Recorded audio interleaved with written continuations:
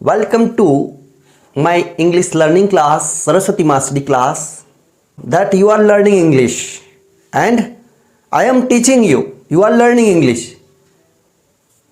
Who are continue with me, I am sure that they are learning English. So guys, be continue with me learning English. We are learning English and we are enjoying.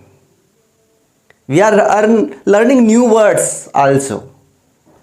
तो साथियों, मेरी इस class में आपका स्वागत है और अंग्रेजी सीखने क्रम में हम टेंस का प्रयोग सीख रहे हैं, टेंस को सीख रहे हैं। इस संदर्भ में अपने एक प्रेजेंट टेंस, 3 टेंस है, प्रेजेंट, पास्ट, फ्यूचर। इस संदर्भ में पहला टेंस पूरा कंप्लीट कर चुके हैं। अब दूसरा टेंस का पहला पार्ट है, यानी पास्ट का पास्ट सिंपल, जिसको अपन ने पिछली क्लास में कंप्लीट किया था। उसको आप अगर वापस से देखना चाहते हो तो आज के डिस्क्रिप्शन लिंक में जाकर उसे देख सकते हो। आज का नया टेंस है पास्ट कंटिन्यूस टेंस, उसके बारे में पढ़ते हैं। उससे पहले हम आज का नया वर्ड ले लेते हैं और उसको सीखने के उपरांत अपन स्टार्ट करते हैं अपनी क्लास। कल की क्लास में अपन ने देखा था अदरक और उसको कूटना। अदरक को जिंजर बोलते हैं, कूटने को क्रैश बोलते हैं। आज का अपना वर्ड लेते हैं, उसको कूटते किसमें और कूटने वाला तंत्र होता है, उसको क्या बोलते हैं? रसोई घर में देखा होगा, अपने सबके घर में होता है। तो उसको बोलते हैं मोर्टर, MORTAR, मोर्टर।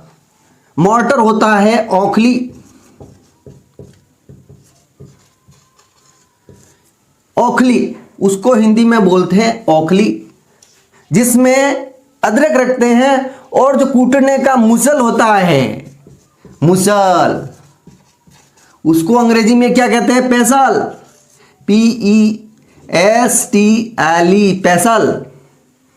तो जो मुसल होता है उसको पेसल बोलते हैं, औखली होती है उसको मोर्टर बोलते हैं। तो आज के ये 2 वर्ड आपको याद रखने हैं, मोर्टर और पेसल। अब अपन स्टार्ट करते हैं अपना past continuous tense. Past continuous tense जैसे कि नाम से ही साबित होता है, पास्ट यानी भूतकाल में, कंटिन्यू यानी जारी। भूतकाल में जब कंटिन्यू कार्य को दिखाया जाता है, भूतकाल में जब जारी काम को दिखाया जाता है, तो इस टेंस का प्रयोग होता है पास्ट कंटिन्यूस टेंस। मैं जा रहा था, वे खेल रहे थे, कल आप सो रहे थे, पिछले साल इन दिनों मैं परीक्षा की तैयारी कर रहा था, पिछले महीने हम जयपुर जा रहे थे, वह खाना पका रही थी। तो ये जो मैं सेंटेंस बोल रहा हूं पुराने समय में जारी कार्य से संबंधित है। वह सो रहा था, आप क्या कर रहे थे? मैं नहीं आ रहा था, मैं उसको पूछ रहा था, कल वह 2 घंटे से बातें कर रही थी, इस समय मैं सुन रहा था। तो मैंने ये जो सेंटेंस बोले हैं उनको अगर अपन ने ध्यान से सुना है तो उनके लास्ट में एक सिमिलरिटी आती है, समानता आती है। इन वाक्यों में हिंदी वाक्यों के अंत में रहा था, रही थी, रहे थे आता है। तो इस टेंस में जो हिंदी वे सेंटेंस होते हैं उनकी पहचान के लिए अपने को क्या याद रखना है? रहा था, रही थी, रहे थे। ठीक है ना? तो आपको यह ध्यान रखना है, रहा था, रही थी, रहे थे पास्ट कंटिन्यूस टेंस के हिंदी वाक्यों के अंत में आता है। पास्ट कंटिन्यूस में जो भूतकाल में जारी कार्य होते हैं उन कार्य को बताया जाता है, और यहां हिंदी वाक्यों के अंत में आता है रहा था, रही थी, रहे थे। अब अपन इसके इंग्लिश के एडवर्बियल के बारे में जानते हैं, क्योंकि जो भी अपन correct form of the verb का क्वेश्चन सॉल्व करते हैं उसमें वो एडवर्बियल याद होना जरूरी है। तो अपन साथियों देखते हैं इस टेंस के एडवर्बियल। इस टेंस में अगर अपने को एडवर्बियल की जानकारी रखनी है तो हमारे इसमें भी आएगा एट दिस टाइम, जो कि प्रेजेंट कंटिन्यूस टेंस में आता है, ए और आएगा इन दिस डे। ये दोनों शब्द प्रेजेंट कंटिन्यूस टेंस में भी आते हैं और इस टेंस में भी आएंगे, और इसके साथ इनसे जुड़ा हुआ कोई न कोई पास्ट टेंस से संबंधित शब्द अवश्य होगा। जो कि पास्ट सिंपल में होता है, क्योंकि ये तो बताएंगे at this time, in this day, continue, और ये बताएंगे यस्टरडे की, लास्ट डे की, लास्ट नाइट आ गया, लास्ट मंथ आ गया, last week, at this time yesterday, at this time last day, at this time last night, at this time last month, at this time last week, ये जो शब्द बनते हैं, और in this day last year, in this day last month, तो इससे क्या साबित होता है? प्रेजेंट कंटिन्यूस टेंस है। इन दिनों पिछले साल, इस समय कल, इस समय पिछले सप्ताह में ये कर रहा था। तो उस प्रकार की लाइनों में, उस प्रकार के सेंटेंस में ये शब्द होने पर, ये एडवर्बियल होने पर वो अपना पास्ट कंटिन्यूस टेंस होगा, और वहां पर अपने को correct form of the verb की जो हेल्पिंग वर्ब लगानी पड़ेगी वो पास्ट कंटिन्यूस टेंस की लगानी पड़ेगी। तो आपको ये एडवर्बियल ध्यान रखने हैं। अब चलते हैं अपन आगे स्ट्रक्चर की तरफ। ये है हमारे इस टेंस का स्ट्रक्चर। सबसे पहले सब्जेक्ट आता है, फिर हेल्पिंग वर्ब आती है, फिर मेन वर्ब प्लस आईएनजी आता है, फिर ऑब्जेक्ट आता है। सभी टेंसों के अफर्मेटिव सेंटेंस में यही स्ट्रक्चर होता है, subject, helping verb, main verb, और यहां अपने आईएनजी लगती है, फिर ऑब्जेक्ट। सभी टेंसों में यही स्ट्रक्चर होता है। अफर्मेटिव सेंटेंस में AFFERMATIVE अफर्मेटिव सेंटेंस साधारण। अब यहां सब्जेक्ट आएगा और उसके बाद इस टेंस में जो हेल्पिंग वर्ब प्रयुक्त होती है वो कौन सी है? वाज और वर। इस टेंस में प्रयुक्त होने वाली हेल्पिंग वर्ब है वाज और वर। वाज और वर दो हेल्पिंग वर्ब इस टेंस में प्रयुक्त होगी, और इसमें मेन वर्ब आएगी। Main verb plus ING, main verb के साथ आईएनजी लगाना पड़ेगा अपने को। जो मेन वर्ब आएगी उसके साथ आईएनजी लगाना पड़ेगा। अब अपने पास यहां पर सबसे पहले तो इस टेंस में दो हेल्पिंग वर्ब प्रयुक्त होती है, वाज और वर। अब किस सब्जेक्ट के साथ कौन सी हेल्पिंग वर्ब लगती है वो मैं आपको बता देता हूं। सबसे पहले इस टेंस में हेल्पिंग वर्ब वाज वर का प्रयोग होता है। उसके बाद हम देखते हैं अगर subject I, he, she, it, name और सिंगुलर है तो वहां हेल्पिंग वर्ब वाज का प्रयोग होगा। यानी आई, ही, सी, इट, नेम्स और सिंगुलर के साथ कोई एक अकेला नाम है या सब्जेक्ट कुल मिलाकर एक वचन है तो वहां हेल्पिंग वर्ब वाज आएगी। और सब्जेक्ट अगर वी, यू, दे व प्लूरल, यानी कि दो ग्रुप बना रखे हैं यहां पर, आई, ही, सी, इट, नेम और सिंगुलर। दूसरा है वी, यू, दे व बहुवचन प्लूरल। इनके साथ हेल्पिंग वर्ब वर आएगी। बात छोटा है इसलिए उसको एक वचन के साथ, अगर याद नहीं रहता है तो। वर थोड़ा बड़ा है तो उसमें क्या आ जाएगा? बड़े के साथ यानी बहुवचन के साथ वर आएगा। एक वचन के साथ वाज और बहुवचन के साथ वर आएगा। और इस टेंस में सभी प्रकार के वाक्यों में MV1 के साथ ING जोड़ा जाता है। अगर आपको समझ में नहीं आया है तो इन रूल को आप लिख लें। ये छोटे से मैंने रूल बनाए हैं 4, और अगर इन 4 रूल को आपने ध्यान से देख लिया तो आपका ये टेंस हो गया फिनिश। तो इसमें हेल्पिंग वर्ब वाज वर का प्रयोग होता है। Subject I, he, she, it, names और सिंगुलर के साथ वाज हेल्पिंग वर्ब आती है। सब्जेक्ट वी, यू, दे व प्लूरल के साथ हेल्पिंग वर्ब वर आती है। और इस टेंस में सभी प्रकार के वाक्यों में MV1 प्लस ING का प्रयोग होता है। तो ये साथियों अफर्मेटिव के छोटे से रूल्स, और इसी के साथ कंटिन्यू रहिए ताकि हर कंसेप्ट आपका क्लियर हो सके। इसलिए मेरी क्लास से जुड़े रहिए कंटिन्यू। अब पर करते हैं अफर्मेटिव वाक्यों की प्रैक्टिस। अपने पास यहां पर अफर्मेटिव कुछ सेंटेंस है। वह पूछ रही थी, यहां सब्जेक्ट है सी, अब सी के साथ अपने रूल के अकॉर्डिंग वाज लगेगा, एक वचन है। अब पूछने को आस्क कहते हैं और आस्क के साथ आईएनजी लगाना पड़ेगा। ये हो गया अपना इजीली सेंटेंस। अब रोहन भोजन पका रहा था, ROHN, रोहन एक अकेला है। अगर यहाँ पर दो होते तो वर आता, सिंगुलर है इसलिए वाज आएगा। और पकाने को कुक बोलते हैं और कुक का कुकिंग हो जाएगा और भोजन को फूड बोलते हैं। बहुत ही इजी तरीके से अपन ने ये सेंटेंस बनाए। आप सो रहे थे तो यू और वर आएगा यू के साथ क्योंकि बहुवचन है। यू वर, सोने को स्लीप बोलते हैं, SLEEP स्लीपिंग। अब अपने पास शब्द है, हम पुस्तक पढ़ रहे थे तो वी और वी के साथ आर और पढ़ने को रीड बोला जाता है तो यहाँ ING और लग जाएगा और ये आ गया book, we were reading book. मैं क्रिकेट खेल रहा था तो मैं को आई बोलते हैं, आई के साथ वाज हेल्पिंग वर्ब आता है, आई वाज। और प्ले के साथ ING प्लेइंग, फिर आ जाएगा ये ऑब्जेक्ट CRICKET।